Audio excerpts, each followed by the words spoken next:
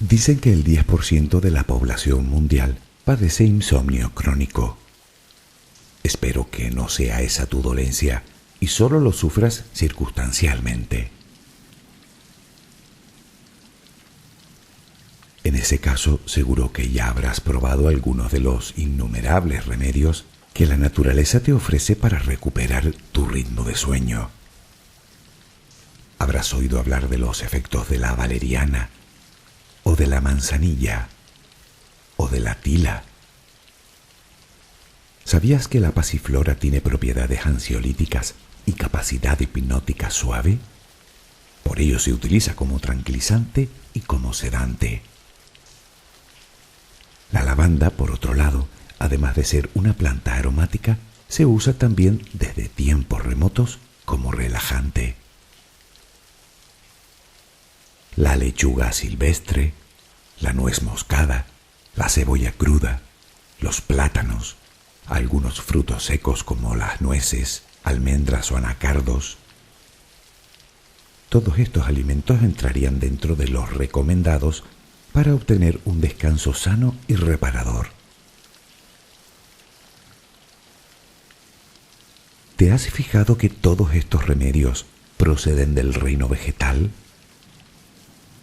Parecen puestos ahí para nosotros, ofrecidos generosamente por un reino al que hacemos más bien poco caso y al que debemos nada menos que nuestra existencia.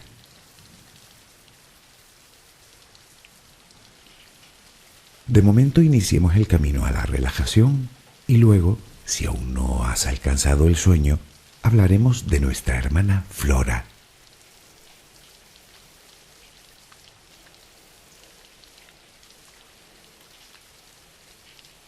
Colócate en la posición que prefieras para dormir. ¿Estás cómodo? ¿Estás cómoda? Toma una respiración muy profunda por la nariz.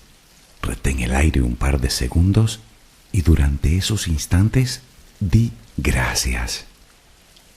Gracias por lo que eres, por lo que tienes, por lo que el universo te ha dado y por lo que te ha de dar. Luego suelta el aire lentamente por la boca. Vacía los pulmones por completo. Inspira, agradece desde lo más profundo de tu corazón y exhala. Repítelo un par de veces más. Inspira, agradece y exhala.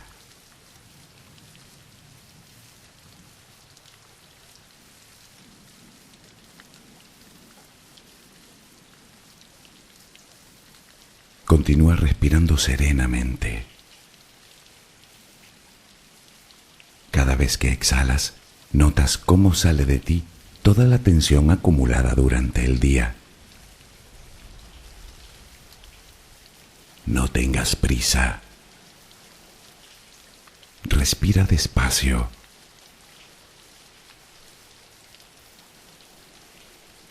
Visualiza el aire que pasa por tus fosas nasales, que pasa por tu garganta, que hincha tus pulmones.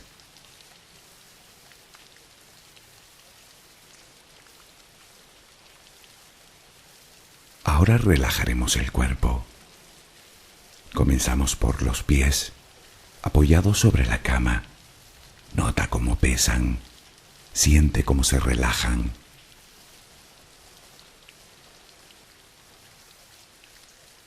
Continúa por las pantorrillas.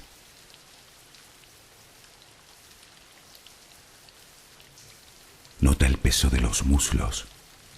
Percibe cómo se relajan.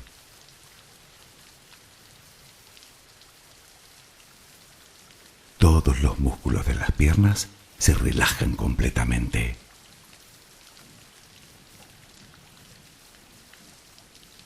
Centra la atención en la cadera. Poco a poco se va relajando también. Percibes el peso.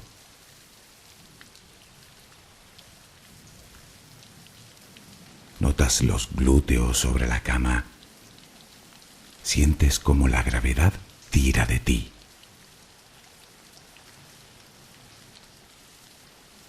Nota el peso ahora de la espalda.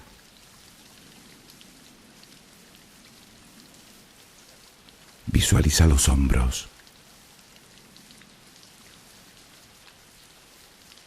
los brazos, los antebrazos, las manos completamente relajadas, los dedos. Nota cómo se relaja el cuello, la cabeza,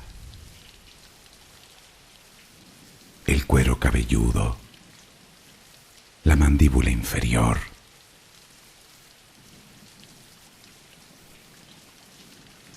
Procura que tu respiración siga siendo serena y tranquila.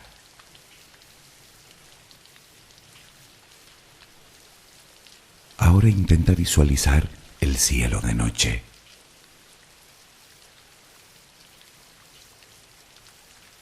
De entre todas las estrellas que puedes ver, una de ellas parece más brillante que las demás. ¿La ves?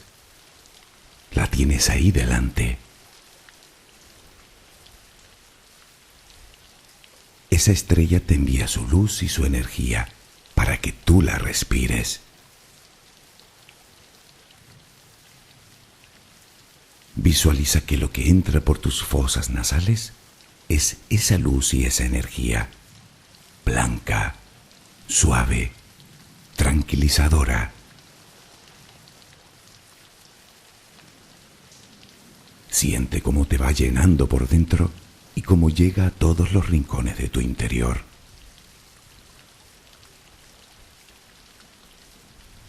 A medida que esa luz va ocupando tu ser, desplaza toda la negatividad, todo el estrés, la angustia, la tristeza, los malos pensamientos, los miedos, que no tienen más remedio que salir con cada exhalación.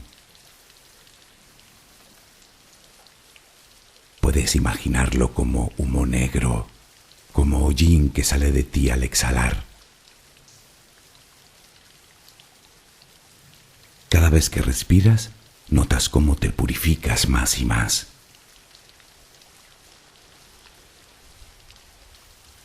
Siente cómo todo tu cuerpo se va llenando de esa luz. Primero los pies, las piernas, toda la cadera se llena también de luz. El abdomen, el pecho se llena de luz, la espalda, inspira la luz, llega hasta los hombros, la luz se cuela por tus brazos, llega hasta las manos, los dedos. La luz llega hasta tu cuello. Toda la cabeza se llena de esa extraordinaria energía.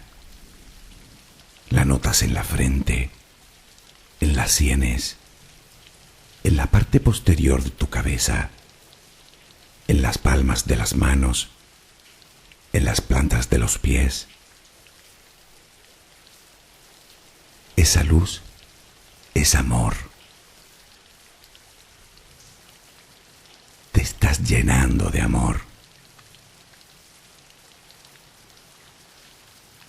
Poco a poco todo tu cuerpo se llena de amor, hasta que ya no cabe más y comienzas a exhalarlo. Inspiras luz, exhalas luz. Inspiras amor, exhalas amor. Hazlo lenta y apaciblemente. Inspiras luz, exhalas luz. La luz ilumina tus pasos. Déjate guiar por ella. Notas la paz en tu interior. Siéntela. Disfrútala. Inspiras amor. Exhalas amor. Continúa respirando serenamente.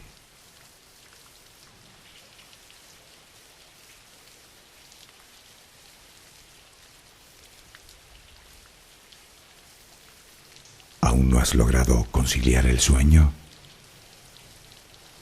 Te invito a que me acompañes y pensaremos en verde.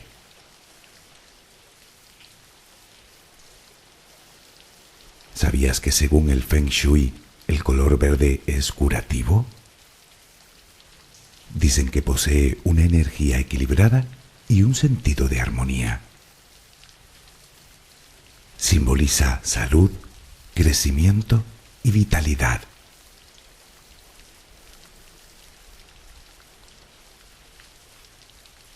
La biofilia es el término que utilizan los biólogos para referirse a la conexión innata que el ser humano experimenta con la naturaleza. Es algo así como un sentido de estar conectados con nuestro entorno natural, producto probablemente de nuestra propia historia evolutiva. ¿Sientes tú esa unión? Quizá pienses que en tu caso no es tan profunda. Independientemente del grado en el que seas capaz de sentirla, ese nexo es muchísimo más profundo de lo que creemos. Un lazo que nos lleva hasta la aparición misma de la vida en nuestro planeta, hace, según la ciencia, más de 3.500 millones de años. Nadie sabe muy bien cuándo y cómo nuestra especie comenzó a utilizar remedios naturales para calmar las dolencias, entre ellas el insomnio. Los orígenes de la medicina herbaria son tan remotos que se pierden en la antigüedad. Se cree que nació en la India, China y Egipto, aunque las evidencias más antiguas fueron encontradas precisamente en Egipto, en un papiro de hace unos 3.500 años.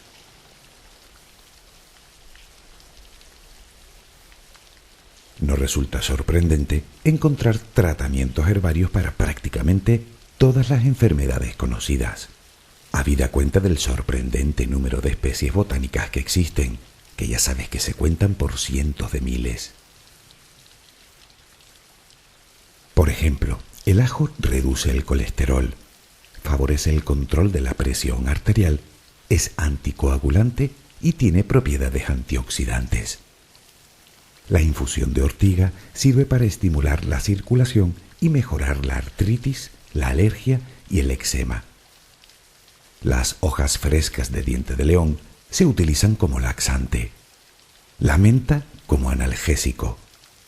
El regaliz tiene efectos antiinflamatorios y favorece la digestión. Y el hipérico, o hierba de San Juan, combate la depresión. La lista es interminable. La industria farmacéutica lo que hace, en muchos casos, es sintetizar el principio activo de la planta y aumentar la dosis por toma.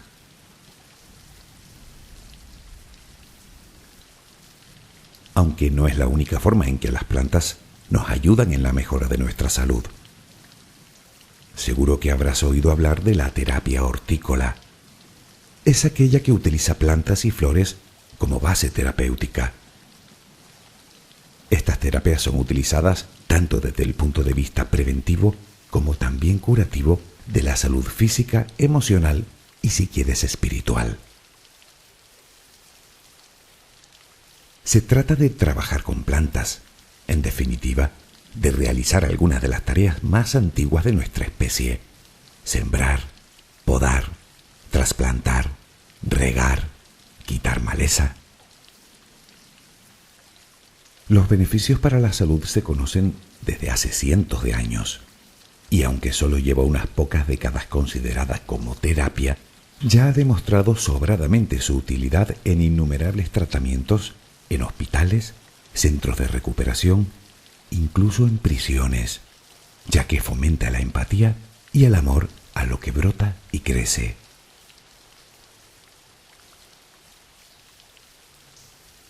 Se sabe que las tareas de jardinería, es decir, el contacto con la tierra y la naturaleza, permite descargar tensiones y recuperar energía.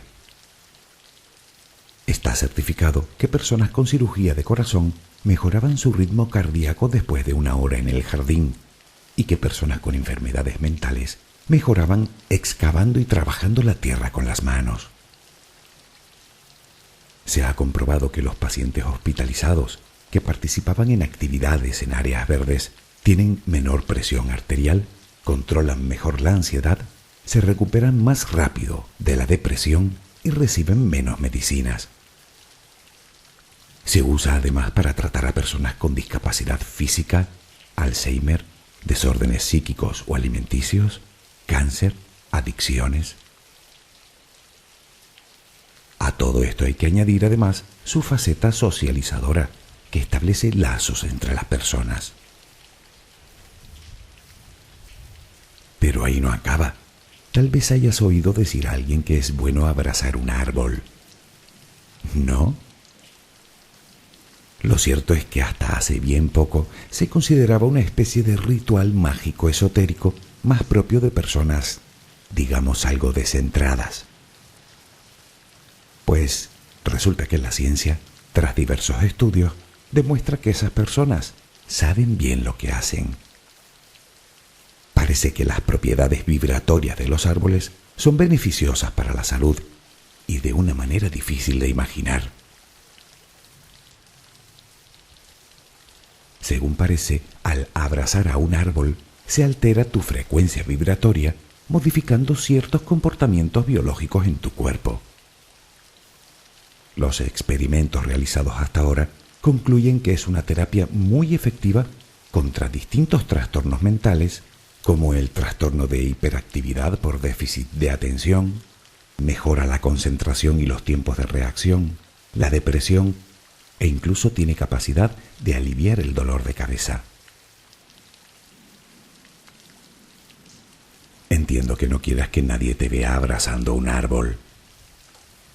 ¿Te gustará saber que pasear entre ellos, acercándote eso sí lo más posible, te permitirá obtener maravillosos resultados?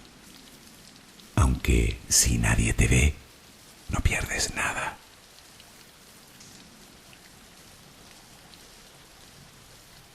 ¿Sigues sin sentir ese nexo? Tal vez lo anteriormente expuesto no haya contribuido a reforzar esa unión tuya con la naturaleza. Pues debes saber que la medicina herbaria y la terapia hortícola, o abrazar un bosque entero, no son nada comparado a lo que las plantas han hecho ya por ti, sin tú siquiera saberlo.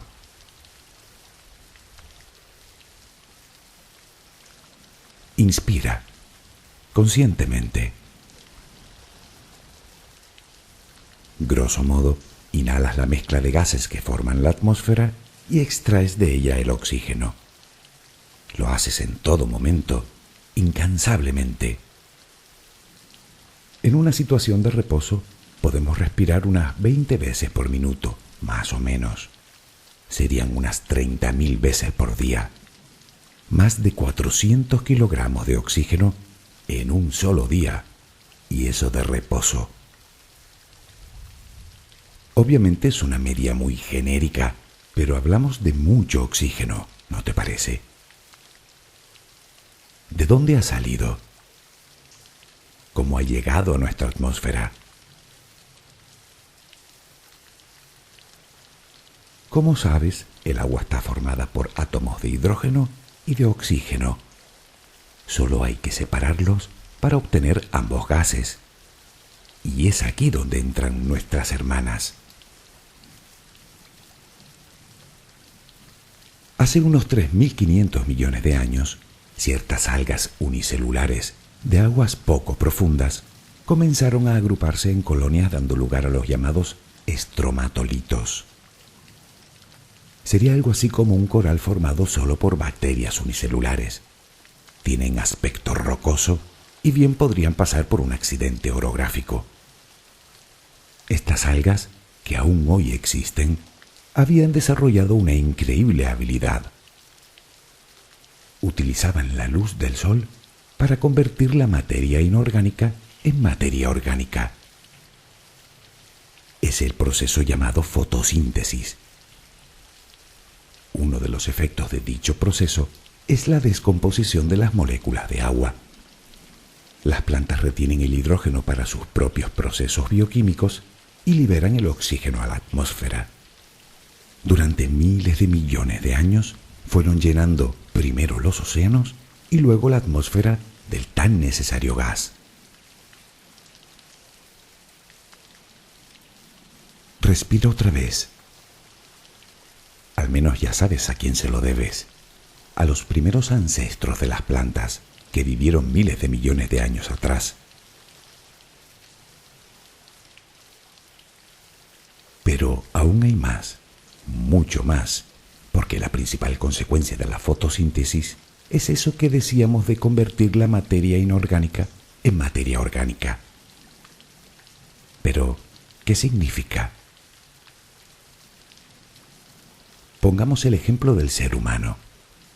Nosotros necesitamos una serie de elementos para formar y reparar nuestro cuerpo y a su vez necesitamos energía que nos permita realizar todos esos procesos.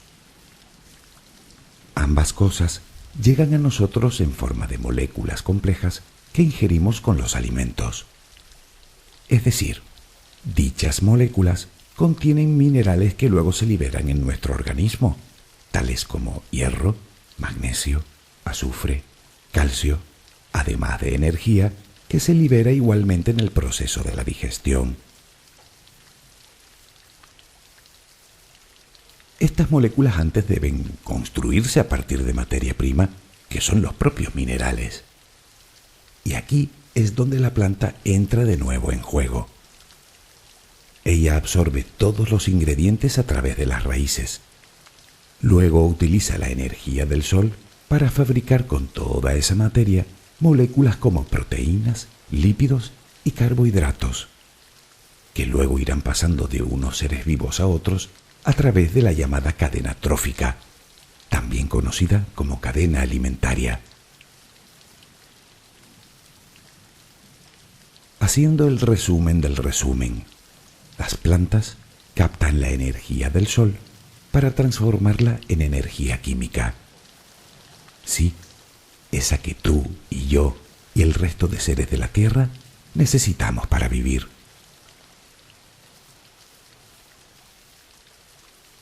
Energía, nutrientes, oxígeno. ¿Te parece poco? Pero déjame que te cuente algunas cosas más de estos maravillosos seres.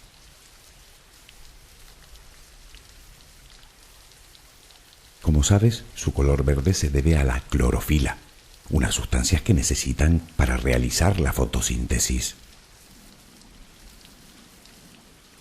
Según los registros, las primeras plantas sobre la Tierra vivieron hace unos 470 millones de años. Eran muy sencillas, pequeñas, sin raíces, ni tallos, ni hojas. La evolución para ellas solo acababa de empezar.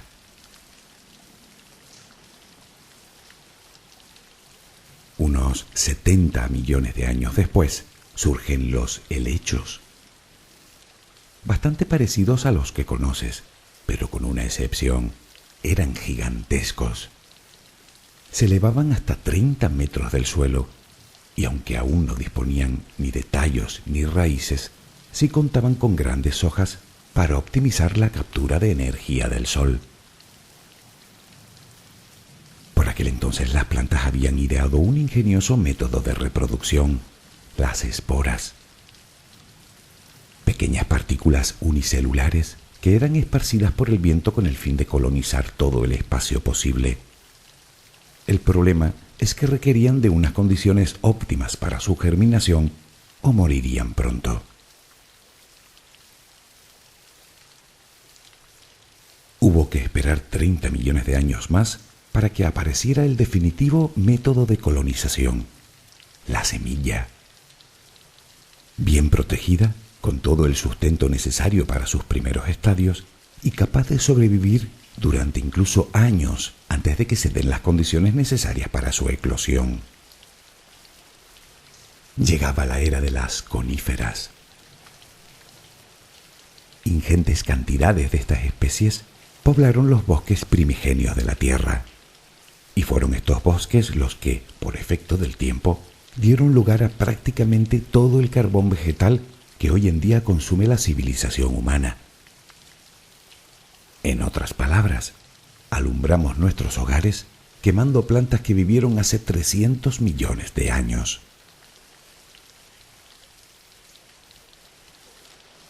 Pero lo mejor estaba por llegar. Hace poco más de 130 millones de años, el reino vegetal mostraba al mundo de lo que era capaz. Algunas plantas evolucionaron para crear un nuevo y revolucionario órgano sexual, las flores.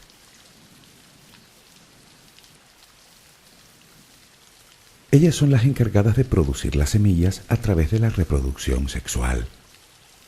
Ante la imposibilidad de acercamiento, tuvieron que desarrollar técnicas para hacer llegar el polen de unas flores a otras. Y para ello utilizarán todo lo que tengan a su alcance, desde el viento hasta nosotros mismos, aunque suene a película de serie B. Si prestas atención te darás cuenta de que las flores, en el fondo, son una invitación a una innumerable legión de insectos, aves o cualquier criatura que pueda polinizarla.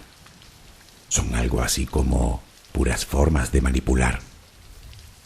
Sus infinitos aromas, sus espectaculares paletas de colores, todo en ella invita a acercarse. Las hay que solo engañan. Otras obsequian con néctar a sus transportadores, cerrando con estos un trato justo. Algunas están especializadas en un solo tipo de polinizador, otras son más oportunistas. Incluso los seres humanos hemos contribuido a propagar miles de especies por todo el planeta. ¿Casualidad? Pero hay más. Los frutos o bayas son otro claro ejemplo. La planta genera el fruto y lo mantiene de un color determinado mientras no haya madurado. Y cuando esto sucede, es decir, que tienen ya en su interior las semillas listas para colonizar otros parajes, cambian el color, regalando a quien lo consume deliciosos y dulces sabores. ¿No deja de ser otra invitación?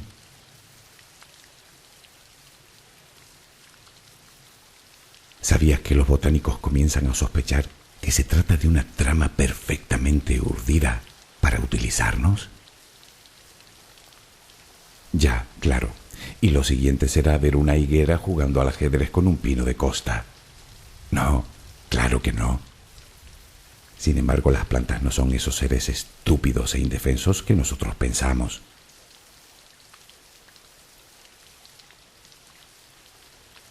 ¿Sabías que las plantas se comunican? Lo hacen con pequeñas moléculas volátiles, imposibles de percibir para nosotros y que llevadas por el viento transportan información sobre el entorno. ¿Qué podrán contarse las plantas? Bueno, se avisan de la llegada de una plaga, por ejemplo, o de algún otro suceso que haga peligrar su integridad física, como la excesiva población de herbívoros. No es un disparate. Lo hacen las acacias en África. Incluso son capaces de fabricar una sustancia tóxica llamada tanino, capaz de matar a un antílope si come demasiado de su follaje. Es decir, que reaccionan ante una agresión defendiéndose. Ellas no huyen ni golpean, pero son capaces de cambiar su metabolismo para repeler a una criatura peligrosa para ellas.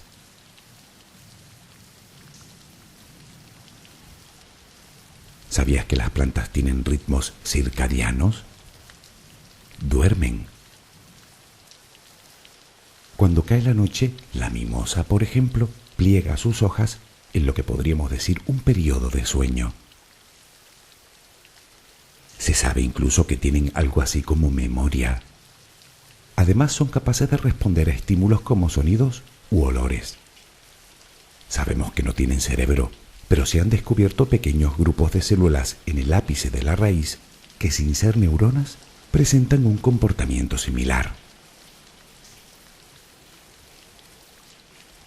La falta de movimiento es simplemente la lentitud de los mismos. Si has visto alguna vez uno de esos vídeos en los que se ve el desarrollo de una planta en cámara rápida, sabrás a lo que me refiero. ¿Las has visto cómo buscan la luz? ¿Cómo buscan algo a lo que asirse en el caso de las trepadoras? ¿Cómo tocan la pared? ¿Cómo la palpan?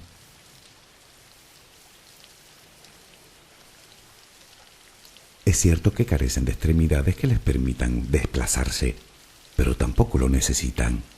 Obtienen el alimento del suelo a través de sus raíces y han desarrollado una inventiva para su reproducción que eclipsaría a cualquier premio Nobel. Además, su adaptación a prácticamente todos los hábitats de la Tierra las convierte en verdaderas reinas de la creación.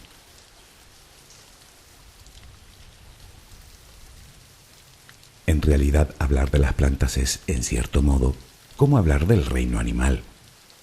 Poco tengo que ver yo con una carpa, y ambos somos animales.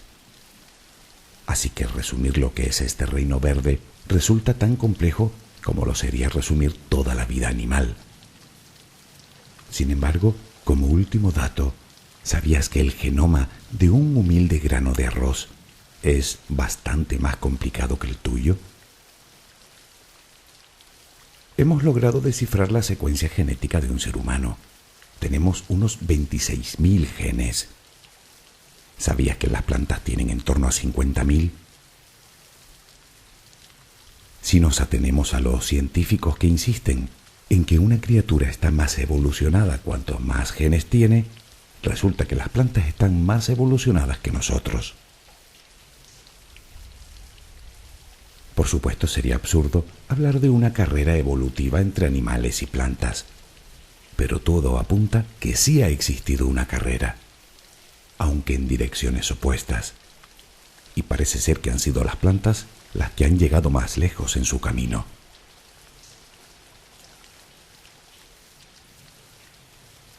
La evolución tecnológica nos ha ido desconectando cada vez más de la naturaleza.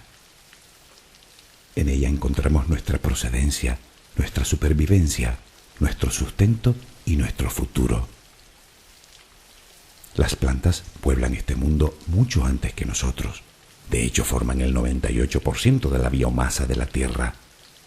Y aún así, seguimos viéndolas como seres de tercera categoría.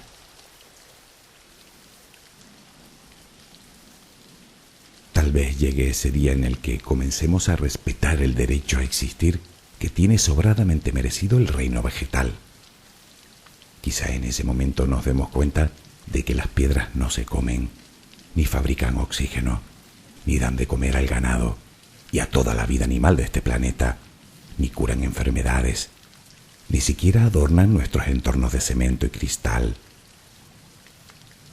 Es posible que en ese momento queramos girarnos para dejar de vivir de espaldas a la naturaleza e integrarnos en ella como madre creadora de todos los seres. Tal vez sea en ese momento cuando logremos un verdadero mundo verde. ¿Lo intentamos? Que descanses. Buenas noches.